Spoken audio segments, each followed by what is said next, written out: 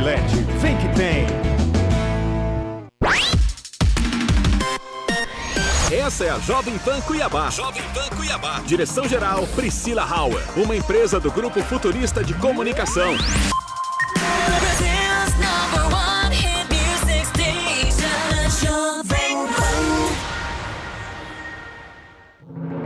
Começa agora. Jornal da Manhã, edição Cuiabá. Muita informação e prestação de serviço no seu rádio. Oferecimento. Unimed Cuiabá, cuidar de você. Esse é o plano. Internet com 100% de download e 100% upload só Titânia Telecom. Grupo Ecker, construir sonhos é a nossa vocação. 4003-5003. Aniversário Açaí Atacadista. 47 anos acreditando juntos. Muita economia e mais de 7 milhões em prêmios. Participe. Aniversarioaçaí.com.br. Saldona Outlet. Tem tudo em eletros, móveis e utilidades. Avenida Fernando Correia da Costa e 13 de junho. Saldona Outlet. Vem que tem. Teleturbo, internet fibra, conectividade com turbo velocidade. E Sicredi, onde o dinheiro rende um mundo melhor.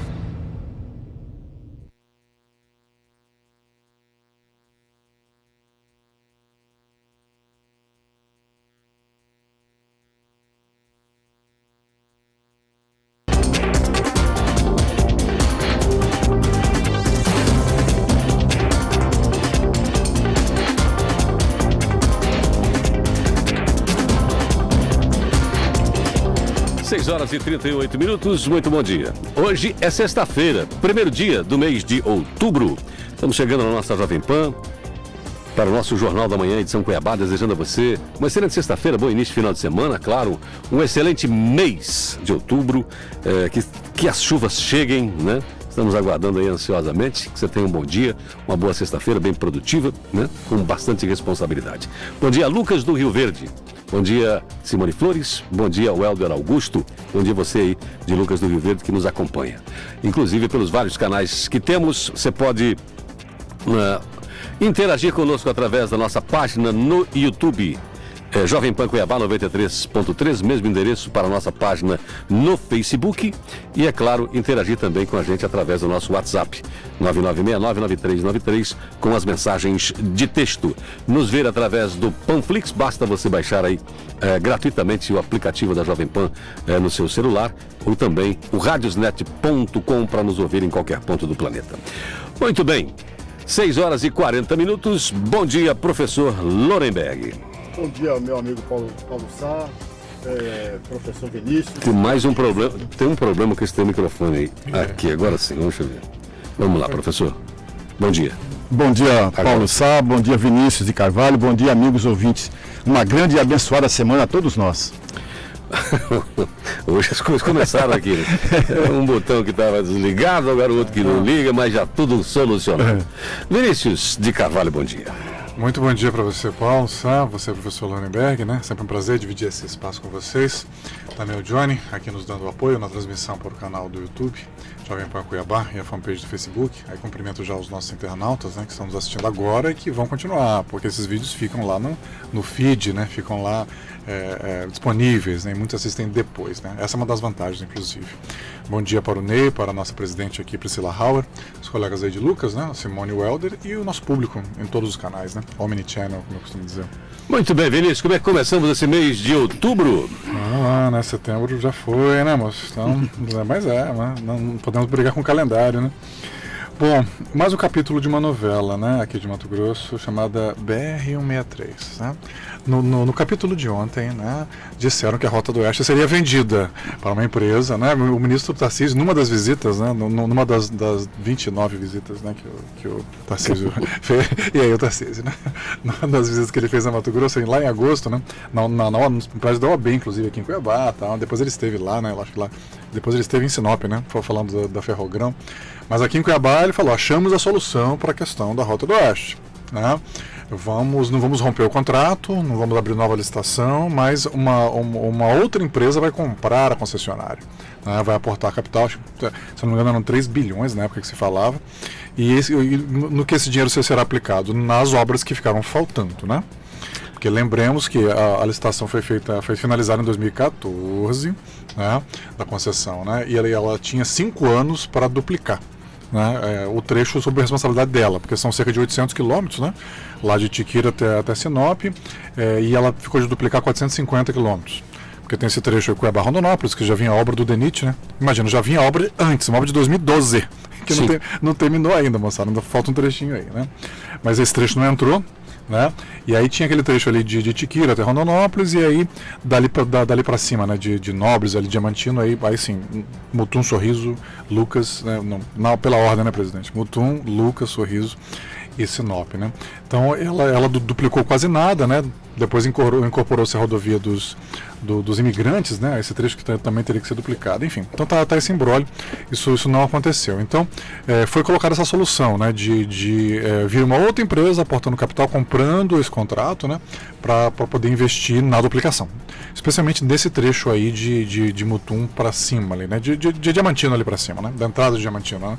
Porque Diamantino, como sabemos, né, Lorenbeck, é o nosso povo lá, né? Não está na margem da BR, você tem que ter uma MTzinha ali, né, para chegar lá em Diamantino, e Novo Diamantino, né?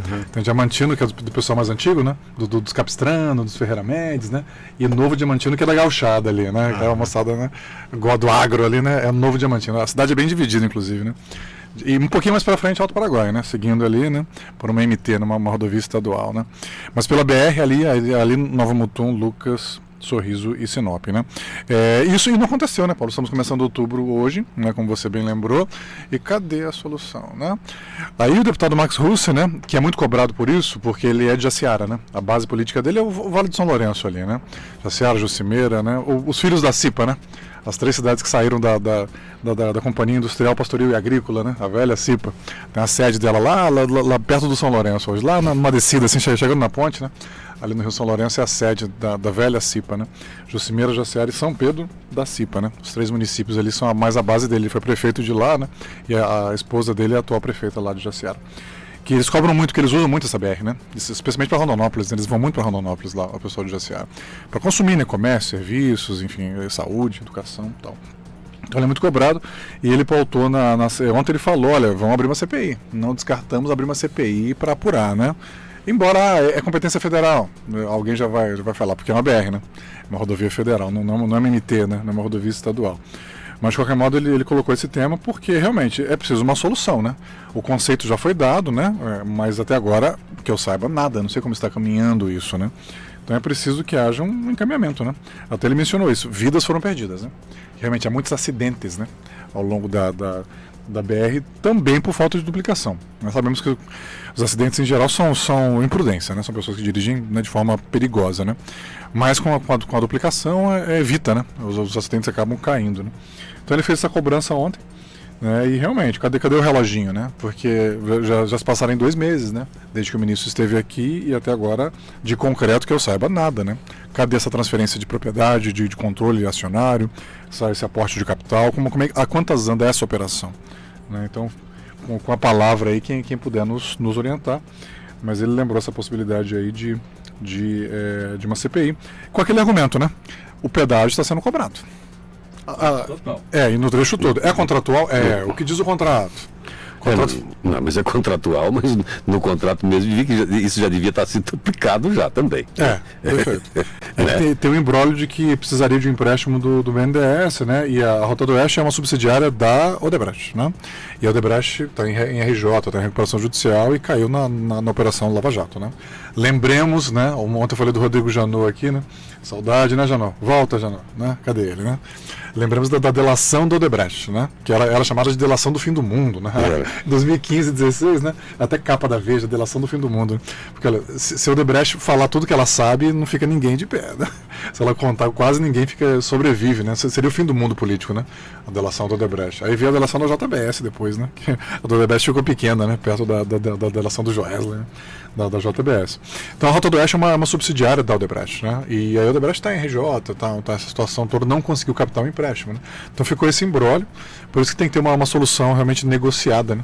Administrativa, porque o contrato fala que bastava duplicar 10% do trecho deles, pô, daria 45 quilômetros. Eles duplicaram ali de Tiquira até Rondonópolis, ali tá praticamente duplicado, né?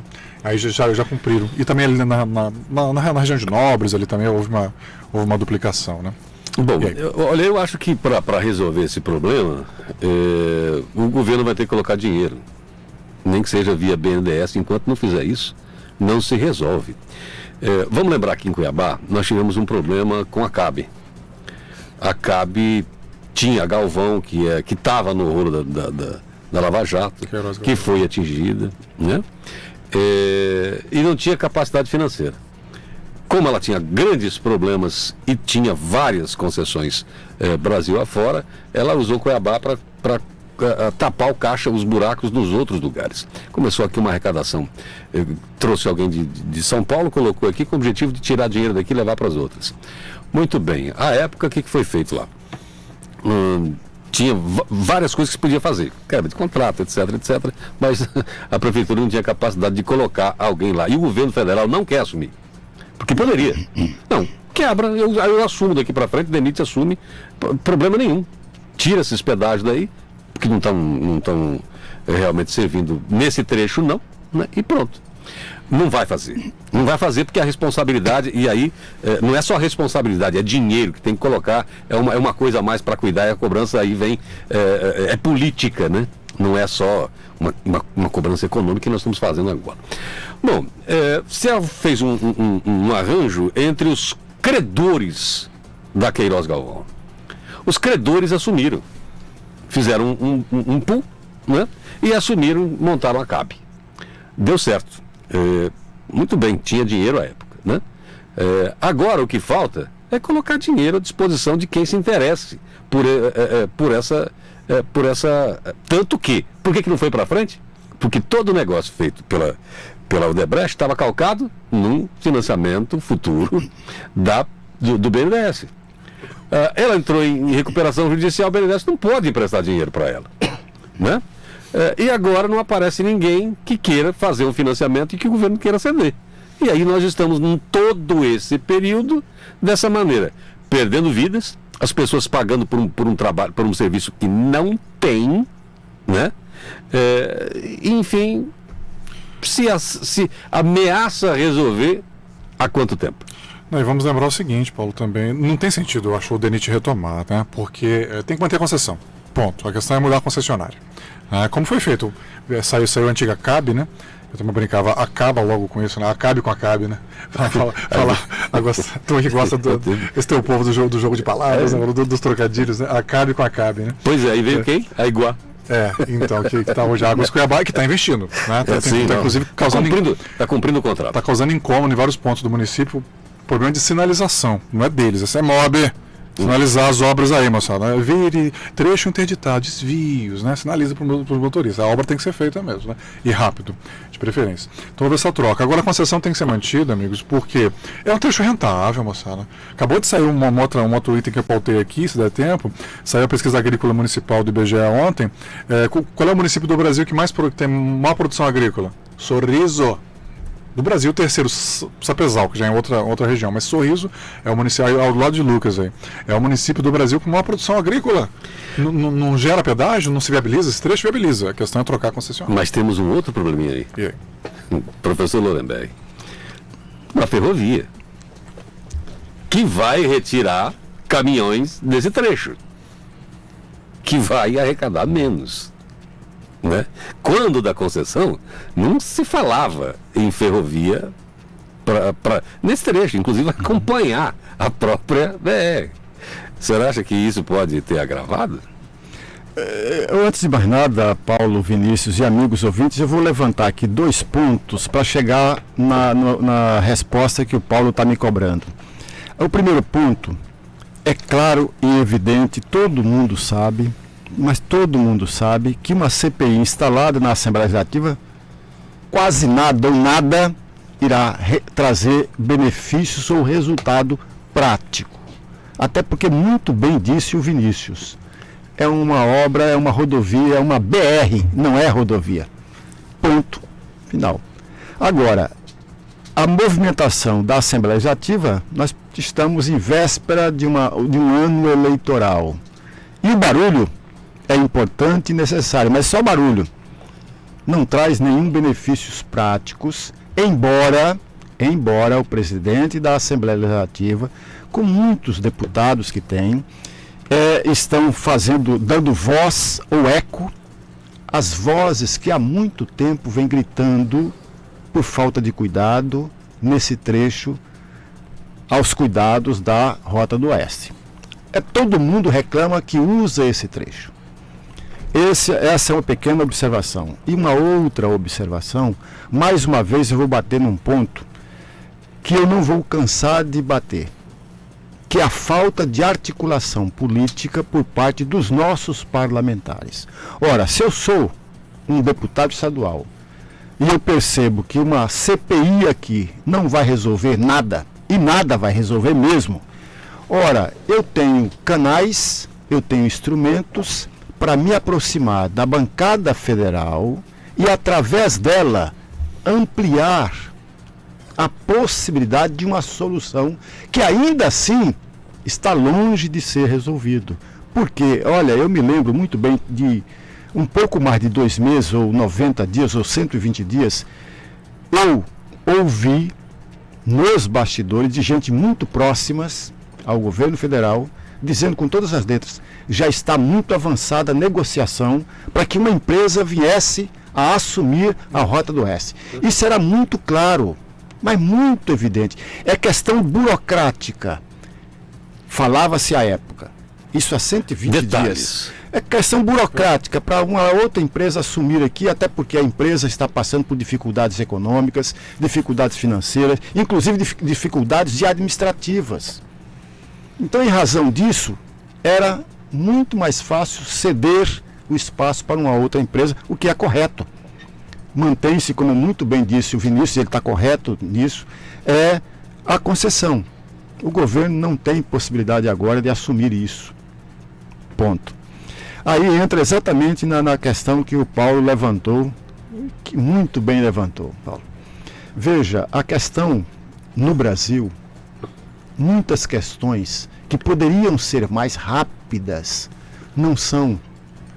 Porque, infelizmente, tem a questão dos interesses políticos eleitorais envolvidos no meio.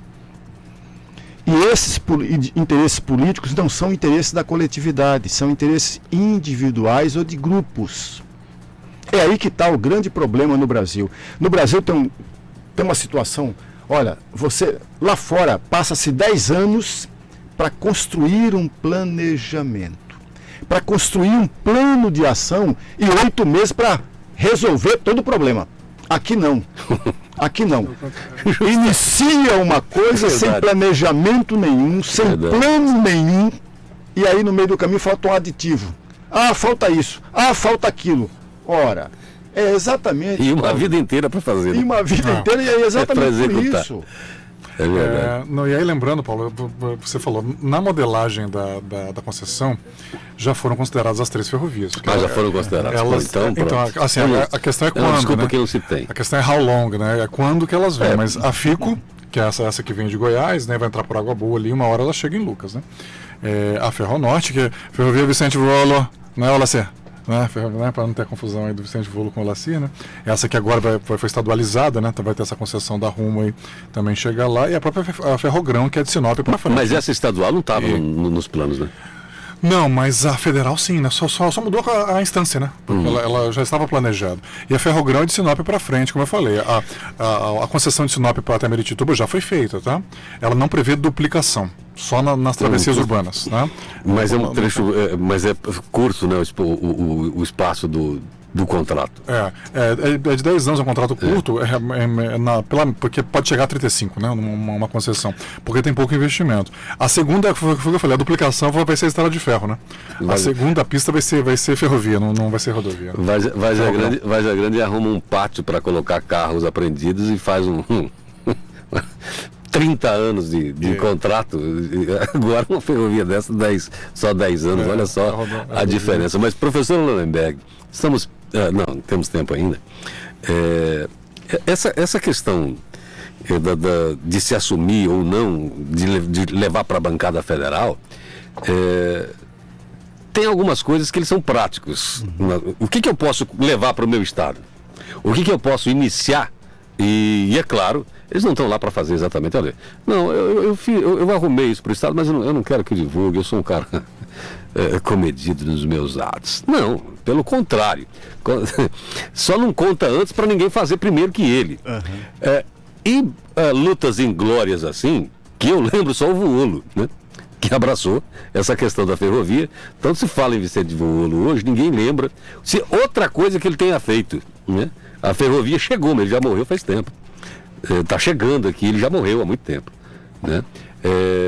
O capital político dele, nenhum para isso, né? Não está sobrando nem para os filhos. Um deputado federal ou a bancada federal, porque primeiro vamos entender o seguinte, eles não mandam em nada, eles passam naqueles ministérios pedindo tudo, né? O ministro, não sei o que tem, poderia, quem sabe, se Deus assim abençoar, o que o senhor acha de mandar tal coisa lá pro nosso estado? E vai pedir logo uma coisa difícil? Vai logo gastar o cartucho numa coisa que vai demorar demais para carregar o revólver, o chumbo para poder sair o tiro. Vai gastar com isso, sendo que ele pode trazer outras coisas e aparecer da mesma maneira. Isso ele defende um discurso, né? Pois precisamos, estamos conversando, nada. Não vai ter alguém para abraçar essa causa, não. Porque está muito enrolado. Esse alguém chama-se Tarcísio, né? Tarcísio Gomes e Freitas. Quer dizer, se ele quiser ser candidato para o Mato Grosso, realmente tem que resolver isso até ano que vem, sabe? Porque isso será muito... A demora já será cobrada dele. Pô, uma coisa resolve outras coisas. Entendeu? Resolve outras coisas. Isso já estava aí quando ele chegou. E lembrando, não, mas isso aí precisa resolver. Lembrando que do governo passado. Não, mas é difícil ter discurso nesse caso. Ainda mais que o foco deles é o agronegócio, porque, né, o coração do agro está no leito da BR. Eu tentei. Né, tentou salvar. Lembrando que a arrecadação, a receita que eles estão tendo, que a Rota do Oeste tem, amigos, é de 30 milhões mês, né? Em todo o trecho. Aqui em Mato Grosso, que está concedido. Eu só vou gastar aqui 30 segundos para provocar um pouco mais a reflexão, sobretudo do amigo ouvinte. Todos esses problemas que nós estamos falando a respeito, ainda não tinha concessão, é sabido ou eram sabidos por parte do ministro Tarcísio, porque ele pertenceu ao DENIT há muito tempo. Portanto, ele sabia de tudo isso. Se nós retrocedermos um pouco mais, Paulo, nós vamos encontrar um programa de governo para trazer todas as obras antigas de governos anteriores, chamado Programa Avançar, que era do governo Michel Temer. Naquele programa Avançar do governo Michel Temer, que não tinha obra iniciada por ele, mas de governos anteriores, como sempre, governos anteriores, o programa Avançar listou 254 obras só em Mato Grosso, entre as quais a duplicação desse trecho. Entre as quais o governo atual, ao assumir, e o Tarcísio foi guindado com toda a competência que ele tem, a gente não pode perder de vista isso, com toda a experiência que ele passou no DENIT, ele é engenheiro civil, não se pode perder de vista também isso, conhece muito bem, foi guindado ao Ministério da Infraestrutura, né? E sabia de tudo isso. Aí mudou-se o nome do programa. O programa não se chama mais Avançar, chama-se Pro Brasil, que teve até retardou um pouco de dar início a esse programa, que é o mesmo programa, não mudou nada, nem uma vírgula mudou.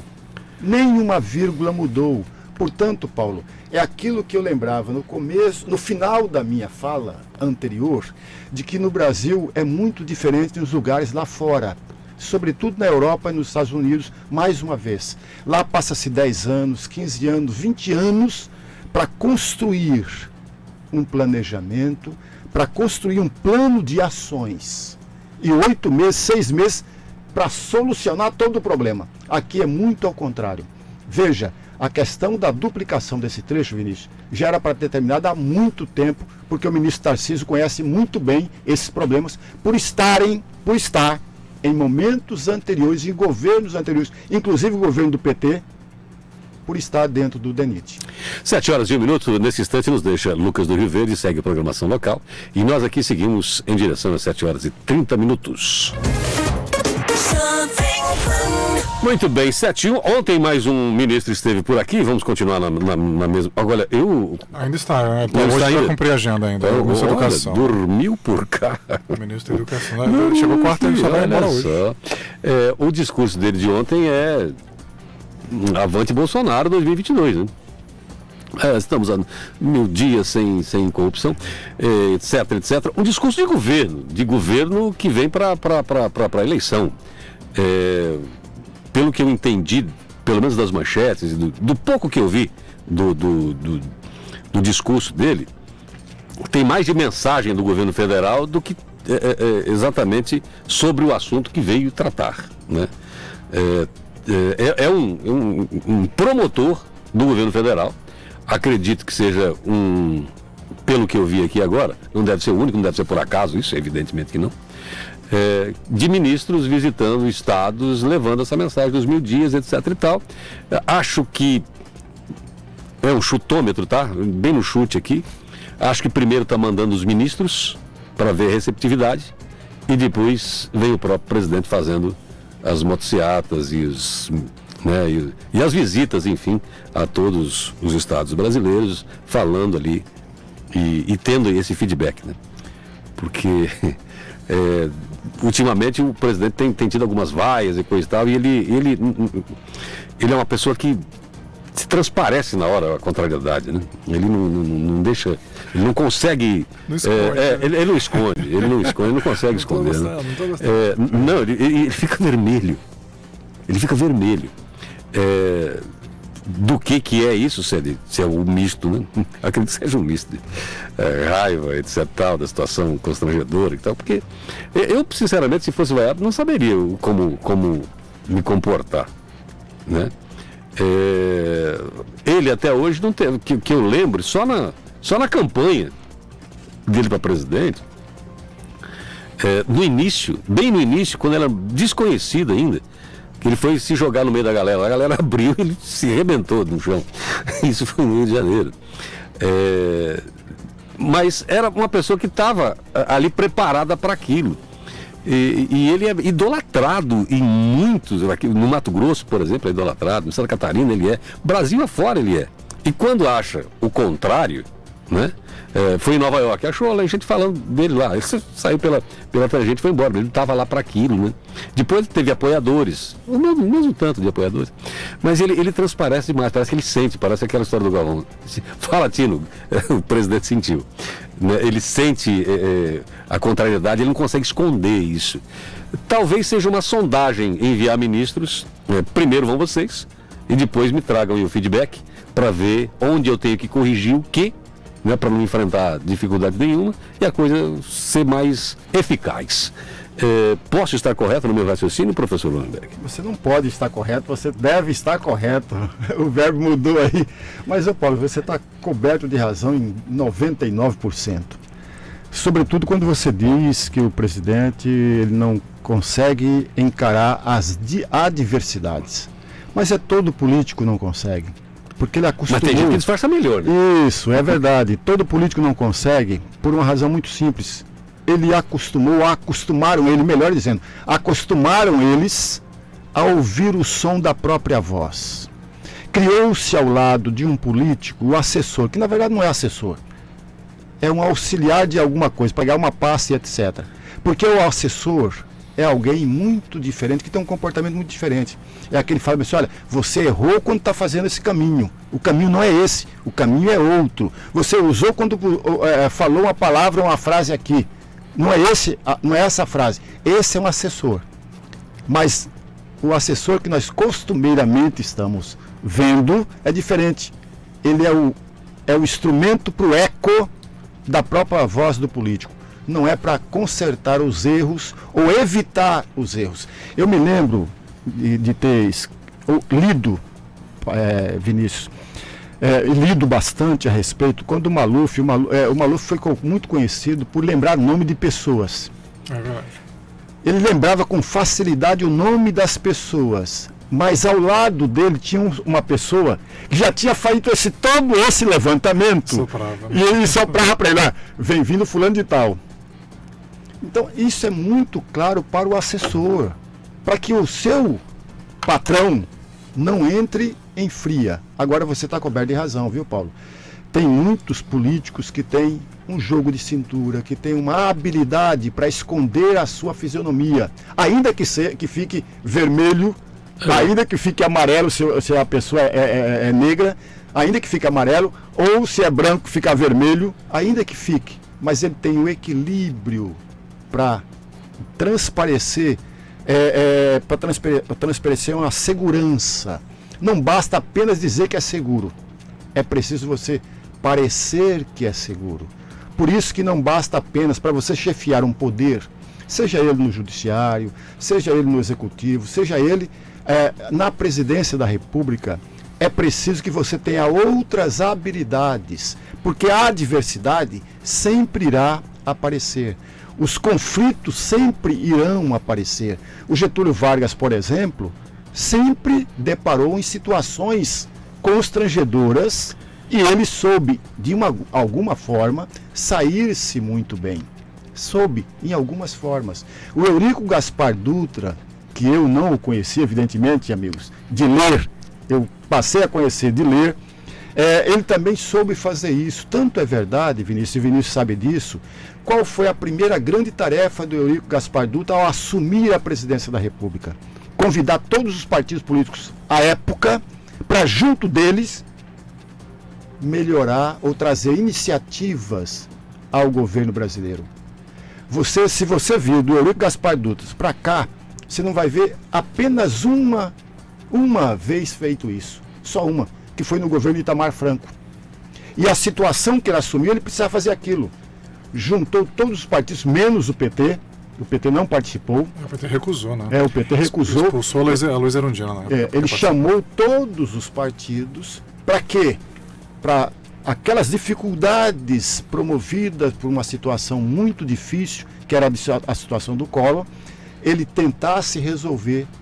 É isso que falta, Paulo. Hoje falta esta habilidade, falta esse traquejo, falta essa capacidade política que nós não temos, não apenas na presidência da República, nós não temos no país todo. No país todo. Vinícius, sim, do mesmo tema, tá. Mas o presidente Bolsonaro é filho do conflito. Claro. E o sucesso dele se dá ao conflito, né? O anti, o contra, né? Então, ele não sabe lidar com a democracia bem.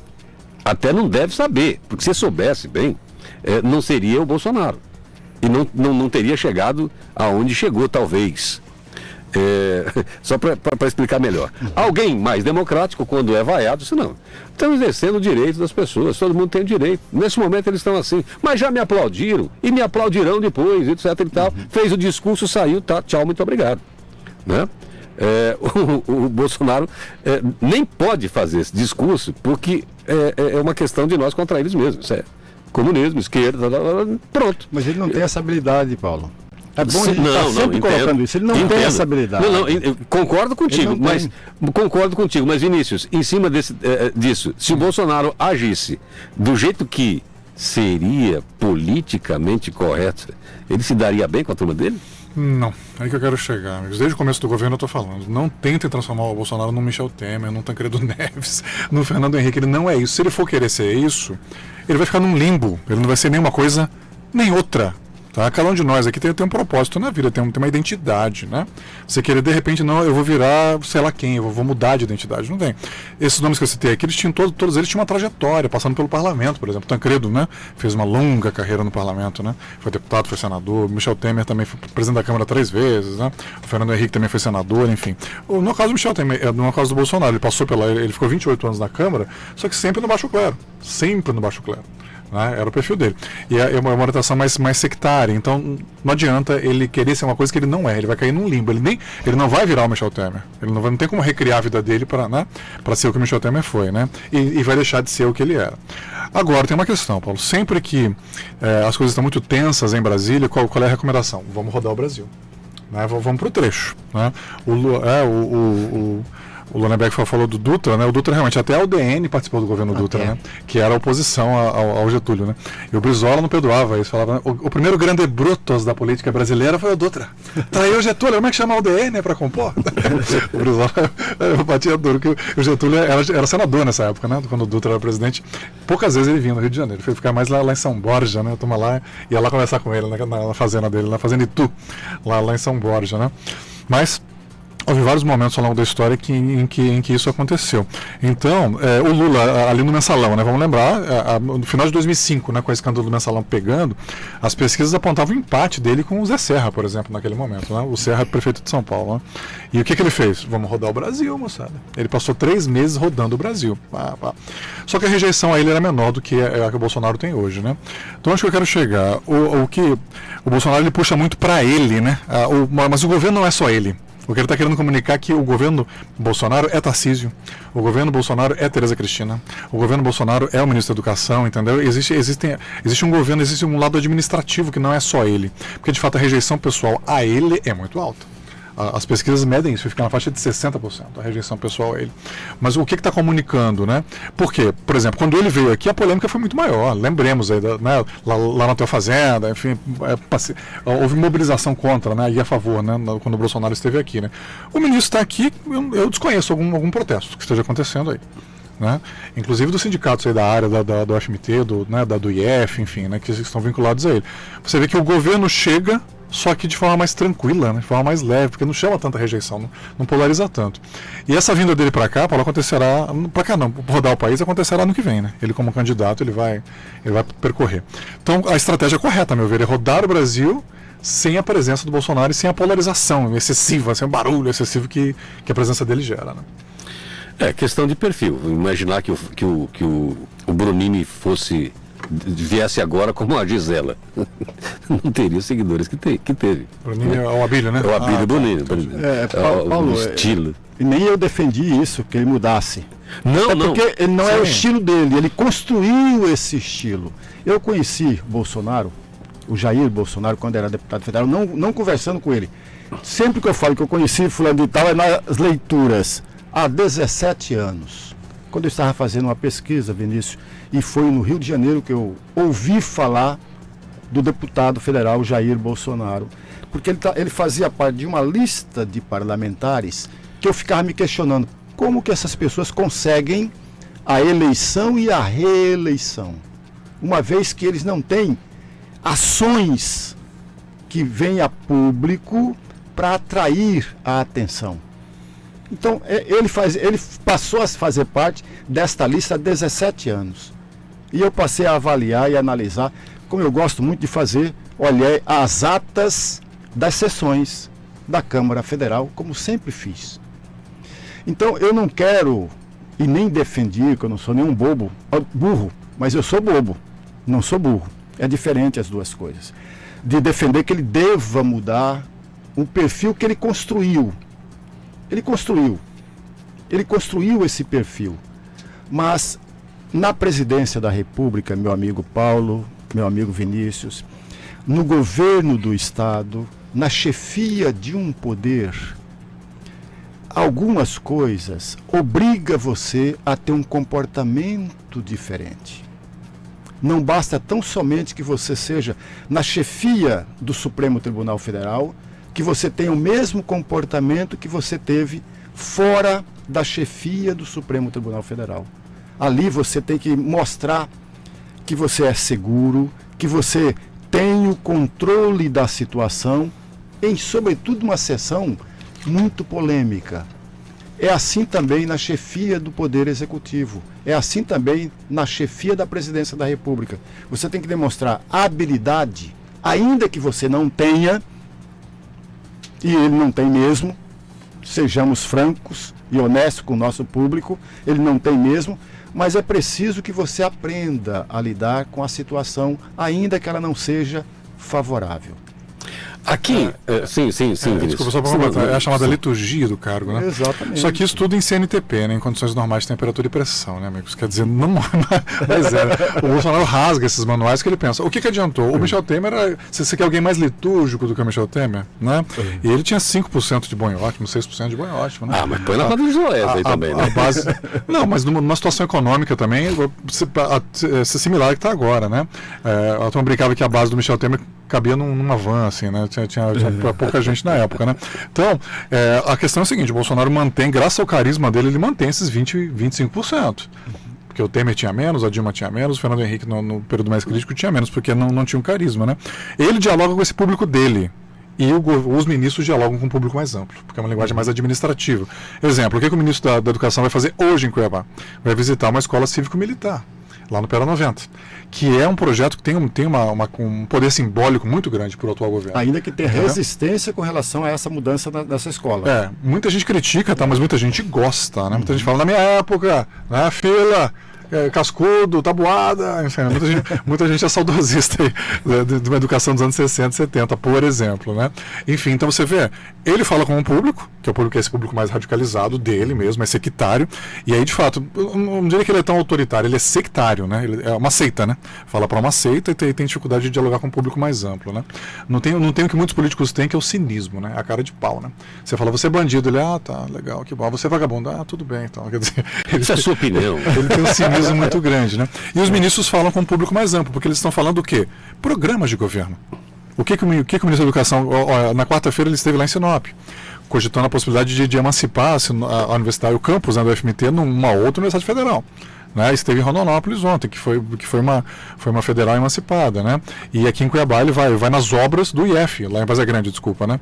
E aqui ele vai lá numa escola cívico-militar. Isso tudo são políticas públicas, entendeu? É uma linguagem mais administrativa e menos política, né? E que atinge um público mais amplo. Bom, 7h18. Eu toquei num assunto aqui na entrevista com o governador Mauro Mendes, sobre aquela questão das escolas lá em Vaza Grande. Fechamento de escola, teve lá até greve de fome, etc. e tal. E agora, o prefeito Calil, que resolveu, não sei se sair do combinado, ele está dizendo que não tinha nada combinado. Ele está dizendo o seguinte, ele vai avaliar se Várzea Grande assume as escolas estaduais. Se ele vai avaliar, significa que não estava acordado. Eu estou partindo do princípio, e parti aqui durante a entrevista, de que algo acordado entre os dois municípios, vamos fazer uma movimentação, eu preciso fazer um redimensionamento, que é o que eles estão chamando, então eu retiro daqui essa quantidade pequena de alunos, que tem um colégio enorme, você está com falta de sala de aulas em tal lugar e você vai para lá. Mas, vamos lembrar que quando você mexe nisso, também tem interesses comerciais, né? Os contratos de 1 ano, de 2 anos, de sei lá, de 4 anos, dessas salas, desses espaços, etc. e tal, seriam findos agora. Muito bem, não estou dizendo que é esse exatamente o problema. Porém, não era algo fechado. Então corre, aí é minha interpretação, quer dizer, vamos avaliar. Vamos avaliar, não fecharam comigo. Só falaram para mim, é bom para nós e é bom para você. Então nós estamos fazendo. Não, mas espera aí, quem disse que eu quero? Quem disse que eu quero? O município está funcionando, até agora, né? Esse seria melhor? Pode ser que sim. Mas tem, como eu disse, esbarra em várias coisas que não foram levadas em conta, né? Então, pode sim acontecer de Várzea Grande fechar uma escola. Porque, veja bem, saindo a parte estadual de uma escola para que o município assuma, e o município não assumir, a escola vai ficar parada. E aí nós vamos ter um problema grande, e um desgaste que o governo não precisa. Agora, pergunto, é sério que vocês não combinaram com o prefeito da cidade o que vai ser feito lá? Que é isso? Paulo, eu vou fazer só uma pequena observação, até o Vinícius certamente sabe disso até mais do que eu, mas é para provocar mesmo. Veja, amigos, no governo Blairo Maggi, nós tivemos escolas fechadas. No governo Pedro Táxi, eu não me lembro de nenhuma fechada. Mas no governo Mauro Mendes, nós tivemos escolas já fechadas. Lá no centro, por exemplo, perto do Dom Bosco, me fugiu o nome agora, me fugiu o nome da escola, uma escola tradicional, foi fechada. Sempre com a desculpa. Nilo Povas. Nilo Povas, exatamente, a escola Nilo Povas, que é uma escola tradicional. Aliás, do governo Pedro Pedrocian. É verdade. Foi o primeiro centro educacional, né? Exatamente, exatamente. É uma escola... Primeiro e segundo grau da época. Isso. Veja, amigos, a desculpa sempre que lá naquele prédio escolar tinha um número muito pequeno de alunos. A desculpa era essa. Nós estamos transferindo esses alunos para uma outra escola. Só que isso não foi conversado com as pessoas. Parece que não. E nem com a comunidade escolar. Essa é uma decisão, veja, eu passei e passo a minha vida praticamente quase toda dentro de uma escola. O Vinícius também. Conhecemos um pouco o cotidiano de uma escola. Isso tem que ser bem negociado com a comunidade escolar. Não é feito da forma de cima para baixo. Por outro lado, Paulo, tem uma outra questão que me parece, me corrija se eu estiver errado, é um projeto de lei que o governo Mauro Mendes mandou para a Assembleia Legislativa, dizendo que algumas séries, eu vou falar do ensino fundamental porque é o que eu aprendi, né? Eu ainda não decorei a nova, do primeiro ano ao 9º ano, que é o chamado antigo ensino fundamental. Algumas dessas séries seriam automaticamente, aos poucos, passadas para o controle do município. Só que isso não foi conversado com os municípios, amigos. Não foi negociado com os municípios. E nós sabemos, Paulo, e você sabe como grande jornalista que é, sabe até mais do que eu, que tem município, mas muitos municípios, que não têm a menor condição de bancar esse custo. Que não é o caso necessariamente de Várzea Grande, mas tem municípios. Ora, se você vai passar algumas dessas séries aos cuidados dos municípios, é preciso saber se esses municípios também têm a capacidade. Eu me lembro não porque estava presente nas negociações, mas de ter lido, e está inclusive no meu livro, quando o Pedrocian, o governo do estado, à época, administrava grande parte do ensino fundamental. Ele passou, em 1969, todas as funções do ensino fundamental para os municípios, Paulo. E aí, com a nova diretriz da área da educação, os municípios passaram a assumir, ou deixar de assumir algumas dessas séries, porque é aquilo que eu falava anteriormente.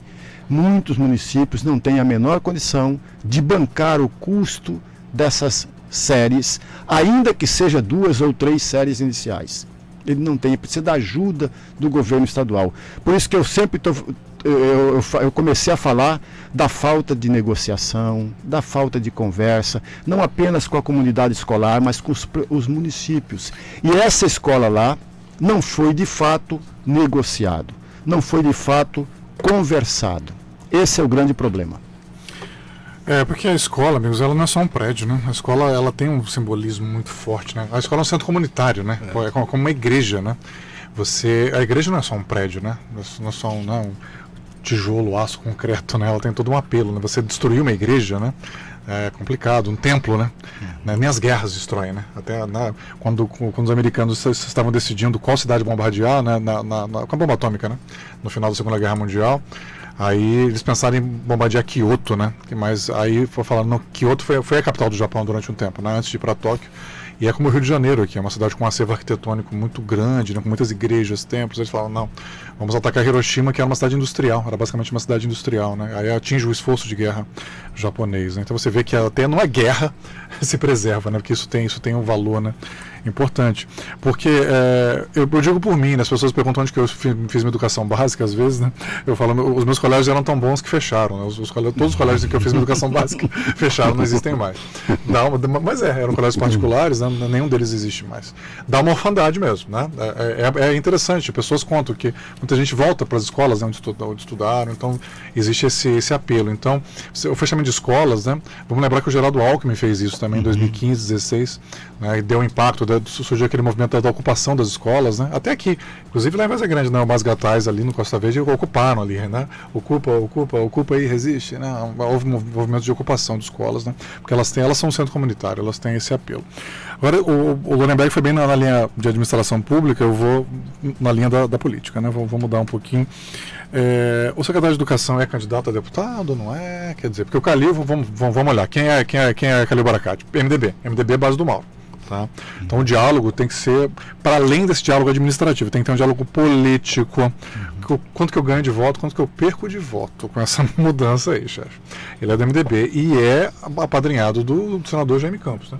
E da ex-prefeita... Será? Eu acho que eu estou chegando demais, né? Da ex-prefeita Lucimar Sacre de Campos, né? Ele veio como candidato, né, de continuismo da gestão da Lucimar. Ou continuidade, né? Para ser mais elegante aqui. E do DEM, né? Que é do partido do Mauro. Então, como foi feita essa negociação política, né? No que isso vai fortalecer o prefeito? Porque vai gerar um encargo financeiro para ele. E não vai gerar ganho político? Peraí. O secretário de Educação, Alan Porto, é candidato ou não? Ele fala que não. Né, ao deputado, mas o nome dele é cogitado, sempre aparece nas listas, né? Ele, o Gilberto Figueiredo, que é o secretário de Saúde, o próprio Beto, da Cultura, que esteve aqui, ele negou, não tem nada a ver, eu estou focado, né, no Aldir Blanc, Arena, né, quando ele esteve aqui conosco, né? Mas os nomes deles são sempre cogitados, né? Então como é que está isso? Como é que está essa negociação política também? Lembrando, é um prefeito do MDB, que é da base do Mauro, né, e muito ligado ao DEM, né? Ele é um misto de MDB e DEM, que é o partido do Mauro, né? Então talvez tenha faltado essa negociação política também, né? Vamos fechar a escola, você vai ter um encargo financeiro, mas você vai ter esse ganho político aqui. Quais são as candidaturas aqui no município, enfim, esse tipo de diálogo precisa ser feito. Essa divisão das responsabilidades com a educação, tal série até tal série, município de série em frente, parece que isso não é constitucional, é mais que um acordo mesmo, as coisas não é constitucional, uma Constituição federal. Porque, por exemplo, tem município que não tem condição de nada, vai lá ao Estado e assume, né, o ensino como um todo. Em alguns locais em que o Estado não chegava, realmente muito distante, o município tem que arcar com tudo. Então, essa linha pode ser sim ultrapassada. Agora, como vocês disseram, ela tem que ser negociada, justamente porque ela não é definida, né? Vamos lembrar o seguinte, existe o Fundeb, né, que financia, e ele paga por matrícula, né? Fundeb é um fundo federativo, né, que ele tem recursos dos estados e dos municípios, e a União completa, porque existe um piso, né, de valor por aluno, por estudante no país inteiro. Nos municípios que não atingem esse piso, a União é obrigada a completar, né? Inclusive ele foi renovado agora ano passado, né? Sim. Acho que quase que vence. O Fundeb. Então, na verdade, a LDB, a Lei de Diretrizes e Bases, faz bem essa divisão. A Constituição realmente é um pouco lacônica, né? Mas a LDB faz e o Fundeb financia, né? Então, ainda que o município não tenha receitas próprias, né? Via Fundeb ele consegue bancar. Que se fosse algo absolutamente dividido e em lei, eu não tinha o que se discutir. Não há o que se discutir. É só se cumprir. Como não tem essa negociação e as leis estaduais, como lembrou aqui o professor Lorenberg. Agora, vamos negociar, amigo, né? Você faz uma lei porque te apraz, né? É bom para você, vamos conversar. Eu estou falando isso baseado nas palavras do prefeito, que eu estou vendo aqui na mídia. Vou avaliar. Se vou avaliar, não avaliei ainda. E se não avaliei, não concordei. Por hora. E a coisa já está andando, né? Então, é isso. 7h30, nós vamos ao intervalo comercial e voltamos na sequência. Continue na PAN. O Jornal da Manhã Cuiabá volta já. Minuto Sicredi. As informações da cooperativa Sicredi Ouro Verde Mato Grosso. Crescimento. Sicredi Ouro Verde MT alcança a marca de 100 mil associados. O presidente Eledir Tecchio fala sobre esta conquista. Para nós é um motivo de muito orgulho, um motivo de satisfação e também um motivo de gratidão. Após 32 anos de criação, de abertura da cooperativa, nós chegamos então com 100 mil associados. Hoje nós temos todos os segmentos da sociedade sócio da cooperativa, então nós oportunizamos para que as pessoas tenham essa oportunidade de estar atuando na vida financeira de uma instituição cooperativa. Ela é uma cooperativa de livre admissão, uma cooperativa aberta para toda a sociedade. Você é um dos nossos convidados, seja bem-vindo. Venha somar aos 100 mil associados da Sicredi Ouro Verde. São pessoas que acreditam no propósito de construir juntos uma sociedade mais próspera. Seja você também um associado do Sicredi. O Brasil vive a maior escassez de chuvas dos últimos 91 anos. O governo federal trabalha para minimizar as consequências da estiagem e evitar a falta de água e energia para a população.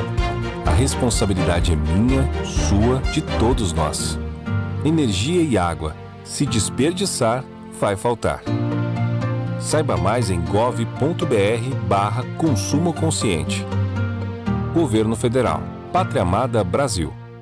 Aniversário Açaí, 47 anos. Corre pro Açaí que tem preços imperdíveis para você aproveitar. Molho de tomate Bonari, pote 340 gramas, 95 centavos. Margarina com sal Quali, pote 500 gramas, 6,79. Pão de queijo Pão e Arte, pacote 1 kg, 9,49. Somente nesta sexta-feira, nas lojas Açaí de Mato Grosso. Além de economizar, você pode concorrer a 1 milhão ao final da promoção. Aniversário Açaí, 47 anos acreditando juntos.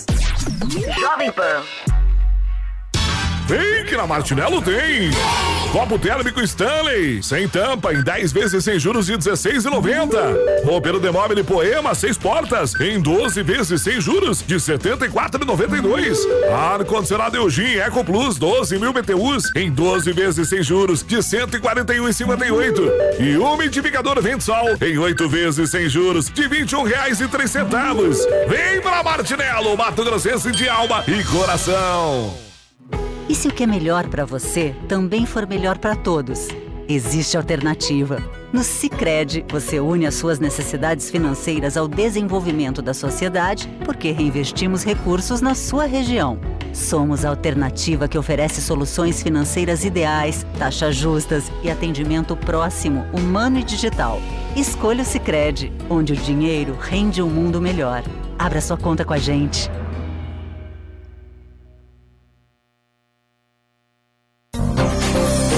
ZYL 658, canal 227, 93,3 MHz, Rádio Jovem Pan FM.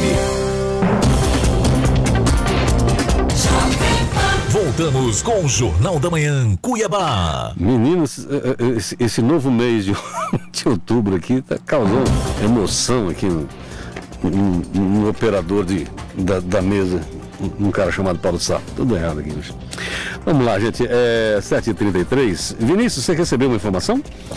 Foi exato, né? Até um ingrediente que eu não tinha colocado aí na caldeirada, aí, na feijoada, né? Antes da análise, é que o secretário de Educação de Várzea Grande, municipal, Silvio Fidelis, né? Vocês até me ajudaram com o sobrenome dele. Ele é cotado como pré-candidato a deputado também, né? Então, já foi pré-candidato na outra e na outra também. É verdade. Não saiu. Mas uma coisa não vincula a outra, né? Talvez seja a hora, né?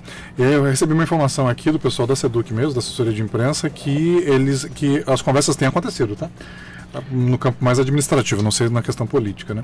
Nos últimos 30 dias, o secretário Alan Porto teve pelo menos umas 3 reuniões com o Silvio Fidelis, uma delas no dia 16/9. Umas 2 semanas aí, né? Um famoso confronto provocado na secretaria em Várzea Grande pelo sindicato, né? O Sintep fez o questionamento lá, né? E a SEDUC dará todo o suporte técnico de recursos no processo de redimensionamento. Na semana passada, durante 2 dias, técnicos da SEDUC conversaram com diretores e professores das escolas. Quer dizer, então as conversas administrativas têm acontecido, né? Não quer dizer que elas estejam caminhando a contento, né? Estejam agradando, mas tem acontecido. Então tá bom. Então vamos refazer aqui. Governo do Estado, não basta conversar, tem que acertar. Conversar não significa que chegaram num acordo. Tem que combinar. Né?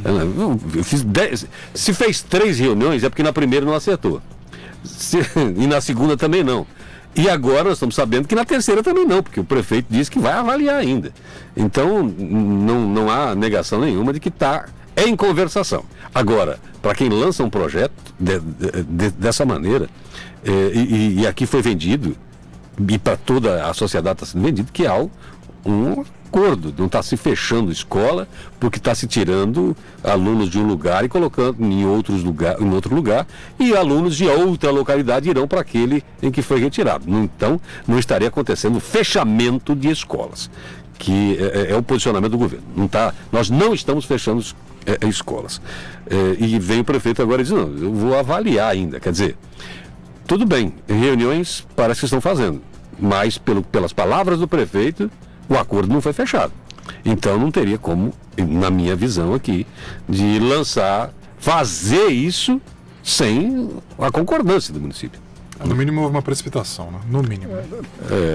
E outra coisa, a concordância não é verbal, né? Do secretário chegar e falar assim, não, secretário Alain, pode deixar conosco que está tudo tranquilo. Então tá bom, vai com Deus, secretário Fidelis, né? Tem que instrumentar. E pronto. Aí, prefeito, fechei lá. Como assim, cara pálida, fechou lá? Você esqueceu que eu tenho que ligar para o telefone vermelho ainda? Para saber? Não é assim que faz, né?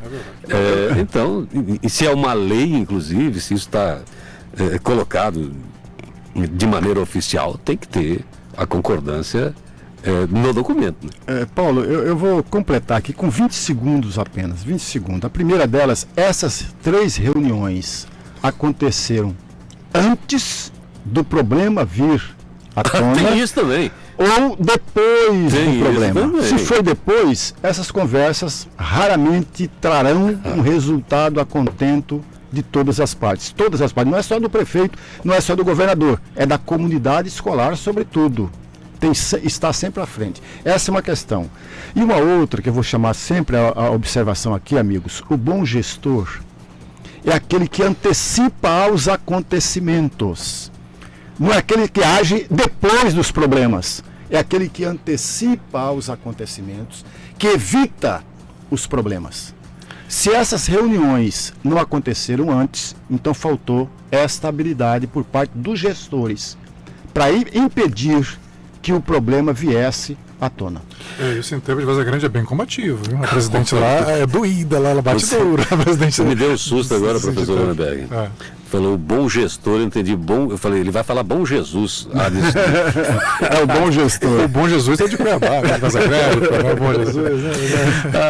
Bom dia, jovens da Jovem Pan. O Dilson Arcanjo falou, Dilson, um abraço. Luciano, obrigado pela audiência. Lorenberg, sobre aditivo, a culpa é da 866 e do edital mal elaborado. Basta ver o tanto que ocorreu aditivos durante os governos do PSDB e PT. Outra, Paulo, a privatização da rodovia é a melhor opção para a manutenção e modernização de uma rodovia. Volto a falar, o edital deveria prever o aporte verdadeiro que o vencedor tem em caixa. Quem falou aqui? O Alberto, primeiro já temos uma nova lei, mas na época você tem razão, quando foi feito isso era a 866 que estava em vigor, e vale para todos os governos. Então todas as críticas elaboradas ao PSDB, ao PT, por causa da lei, se é uma condenação, vale para todos, e se é uma absorção, também para todos, né? Não dá para ter 2 pesos e 2 medidas. Antes não podia, agora porque pode, não. Então não pode ser dessa maneira. Se a 866 permitia, e a questão dos aditivos, eu já vi armadilha, e o cara não poder ir para a população dele contar. O prefeito assume o menor preço, o cara assume sem condição de prestar o serviço, coleta de lixo. Aí, 3 meses depois, ele fala, olha, não dá, preciso de um aditivo, 25%. 25% de aditivo seria maior do que a pessoa que colocou o maior preço na concorrência. Né? É uma maneira de driblar todo mundo. Falou, pois é, mas então nós não queremos. Então tá, eu vou chamar o segundo. Pode chamar, é minha também. Vou chamar a terceira colocada, é minha também. Né? Se chama de mergulho, né? Você mergulha no preço, depois do aditivo. Agora tem um ponto interessante no que ele. Alberto, né? Parabéns pela tua participação. Realmente o edital poderia ter amarrado capital próprio, né? Que a empresa não dependesse, ou empréstimo pré-aprovado já, tá aqui o crédito está pré-aprovado. Entendeu? É só liberar. Ou capital próprio, né? Nisso ele está certo. Parece que tinha realmente um acordo, não sei se isso em documento, né? De que o BNDES financiaria. Aí veio a Lava Jato e acabou com a Odebrecht. E o BNDES ficou impossibilitado de fazer o negócio. Mas parece que tinha sim. Não tinha um crédito pré-aprovado. Mas se houvesse exigência de capital próprio, mataria, ele está certo, né? E ele está correto também. Amigos, a questão da concessão não é só pelo investimento. A operação é mais eficiente. A operação de rodovias pedagiadas é mais eficiente na média do que de rodovias públicas, ponto. O Rogério aqui, olha, você pode perdoar o que fizeram a você, mas não pode perdoar o que fizeram ao outro. Senador Contarato, é isso? É assim que se pronuncia? Isso. Ontem foi lá na CPI o embrólio, né? Não perdoa o que fizeram ao outro, inclusive porque a ofensa foi feita a outro, e é feita a mim também, enquanto ser humano. O que estão fazendo a população mais carente do nosso país é um total desrespeito à vida. O Rogério Teixeira está falando aqui sobre ontem, o sabatinado de lá fez uma brincadeira sobre a família desse senador que é casado com outro homem e tem filhos, inclusive, adotados, evidentemente. E ele é um ex-delegado, né? Ele foi delegado durante 18 ou 20 anos. Esse Contarato, ele é do Espírito Santo, né? O Jorge Luiz, lá de Ótimo, o link acima é a Folha, através do UOL, desmentindo as vaias ao presidente em Minas Gerais. Quando eu falei vaias ao presidente, eu não disse as de Minas Gerais. Ele já foi vaiado em várias situações e demonstrou a reação, a face dele se transformou. Foi isso que eu estava falando, que ele não lida bem com isso e é uma característica dele. Inegável, como outras que ele tem, que a gente não pode negar. Ontem estive com o ministro Milton Ribeiro, que veio a Cuiabá e Várzea Grande, entre outras pautas, para anunciar a retomada das obras do IFMT do campus de Várzea Grande, paradas desde a Dilma, reforma do anfiteatro do campus Octaide, antiga ETF, parada há 11 anos, falou muito em educação. Mas você tem razão, falou muito em política também. Quem enviou a foto aqui foi o Saulo do Alvorada, que eu fiquei sem conhecer porque os dois estão de máscara. Inclusive o ministro está de máscara na foto com ele, né? Mas enquanto estava discursando não estava de máscara. Vamos lá, quem mais aqui? O Jorge também participando com a gente.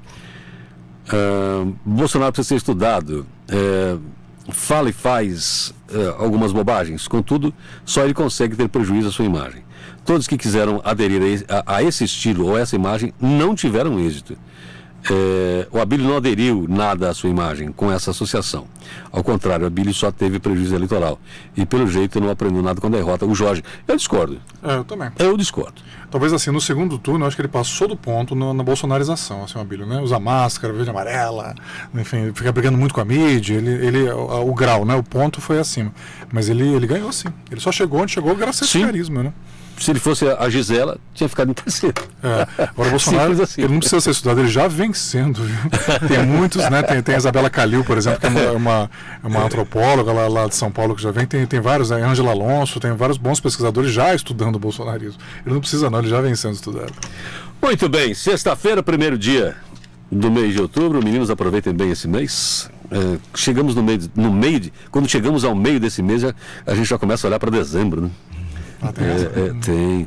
O final do... Quando você entra em novembro, temos 30 dias para isso, 31, né? Para entrar em novembro, as pessoas já começam a se direcionar para o final de ano e engraçado como janeiro não vem, né? Vem até dezembro. Mas talvez até por tudo que acontece, as empresas querendo fechar o ano, sabe que tem mais despesa com funcionários. Uma notícia boa é contratos temporários, se prevê aí uma contratação bem maior do que em outros anos nesse ano aqui. Isso é maravilhoso. No momento que está se precisando de emprego como nunca. Obrigado, professor Lourenberg, obrigado, Vinícius Carvalho. Muito obrigado, Paulo Sá, obrigado, Vinícius, obrigado, amigos ouvintes, e uma grande e abençoada final de semana para todos nós. Muito bem, que vem outubro, né, que é o mês das bruxas, né, vamos lembrar que dia 31/10 é o Halloween, né, 31 de outubro, daqui a quase um mês, né, e meados do mês é o dia do professor, 15 de outubro, né, que você falou na metade do mês, né, Paulo, 15, né, vamos falar do nosso povo aqui, desse CITEP, né, da moçada que tá zangada aí com o fechamento de escola, né. Um abraço, que venha outubro e que seja excelente, um abraço a todos vocês e até segunda, né. Até segunda-feira. Muito bem, gente, na segunda, 6h30 da manhã, nos faremos presentes aqui novamente para mais um Jornal da Manhã de São Cuiabá. Bom final de semana, bom mês de outubro, cuidem-se bem, muita responsabilidade e até segunda-feira. Tchau. Chegamos ao final de mais um Jornal da Manhã, edição Cuiabá. Segunda-feira estaremos de volta com muita informação e prestação de serviço no seu rádio. Oferecimento Unimed Cuiabá, cuidar de você. Esse é o plano. Internet com 100% de download e 100% upload só Titânia Telecom. Grupo Ecker, construir sonhos é a nossa vocação. 4003-5003. Aniversário Açaí Atacadista. 47 anos acreditando juntos. Muita economia e mais de 7 milhões em prêmios. Participe! aniversarioaçaí.com.br. Saudona Outlet. Tem tudo em eletros, móveis e utilidades. Avenida Fernando Correia da Costa e 13 de junho. Saudona Outlet. Vem que tem. Teleturbo Internet Fibra. Conectividade com turbo velocidade. E Sicredi, onde o dinheiro rende um mundo melhor.